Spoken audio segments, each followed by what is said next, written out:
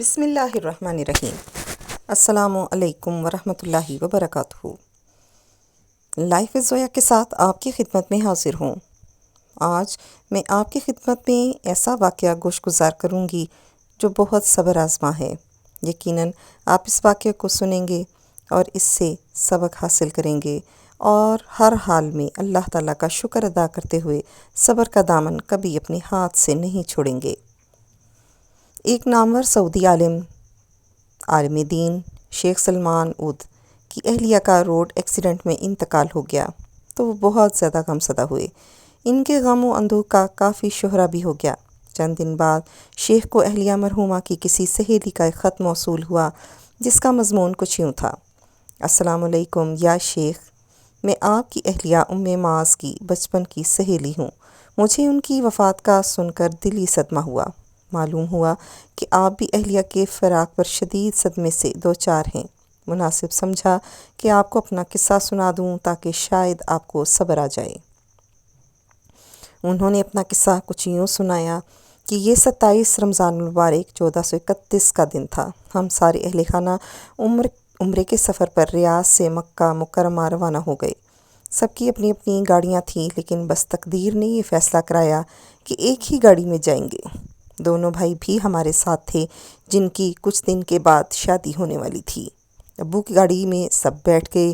میں، والدین، 2 بھائی اور 2 بہنیں، کل 8 افراد کا قافلہ دوپہر کو ریاض سے روانہ ہو گیا۔ پہلے سے طے تھا کہ مکہ پہنچنے تک ہر کوئی ایک قرآن پاک ختم کرے گا، اس لیے سب تلاوت میں لگ گئے۔ عجیب کیفیت طاری تھی۔ میری بہن تلاوت کرتی جا رہی تھی اور ساتھ اس کے آنسو بھی جاری تھے۔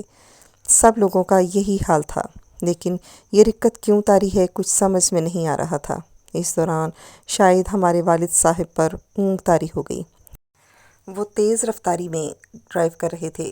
گاڑی بے قابو ہو کر ایک اونچی گھاٹی سے نیچے گر گئی۔ نیچے کئی 100 فٹ گہری کھائی تھی۔ گاڑی کلا بازیاں کھا کر نیچے جا رہی تھی کہ میرا جسم اس سے نکل کر جھاڑی پر گر گیا۔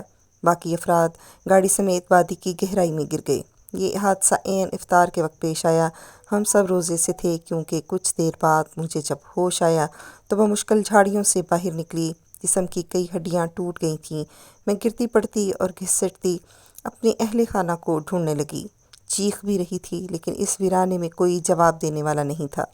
اب تک اندھیرا چھا چکا تھا اور جنگلی جانوروں کی آوازیں آنا شروع ہو گئی تھیں، جس سے ماحول کی ہیبت میں اضافہ ہوتا جا رہا تھا۔ بالآخر میں گاڑی تک پہنچ گئی۔ پہلے بھائیوں کے پاس جا کر انہیں ٹٹول کر دیکھا تو دونوں دنیا سے رخصت ہو چکے تھے۔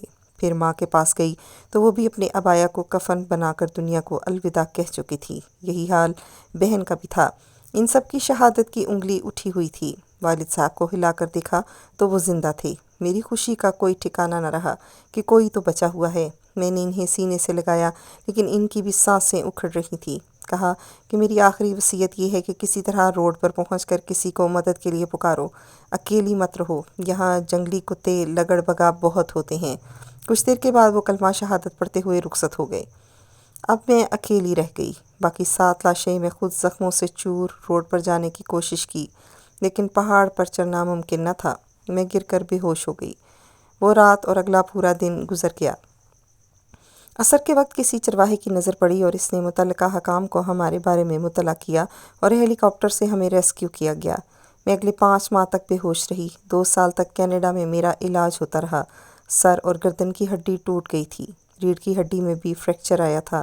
اس حادثے سے میں بانجھ ہو گئی اور اولاد کی نعمت سے ہمیشہ کے لیے محروم ہو گئی۔ میرے کئی آپریشن ہوئے اور اب الحمدللہ ریاض واپس آ کر ایک نئی زندگی شروع کی ہے، اور جن بھائیوں کی شادیاں تھیں ان کے کپڑے ابھی تک میرے پاس محفوظ ہیں۔ اے شیخ، اس سب کے باوجود میں ہر حال میں اللہ کا شکر ادا کرتی ہوں۔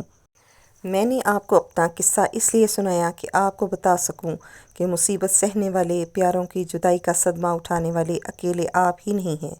یہ دنیا کا ازلی دستور ہے، لیکن ہمیں ہر حال میں صبر کا دامن نہیں چھوڑنا چاہیے۔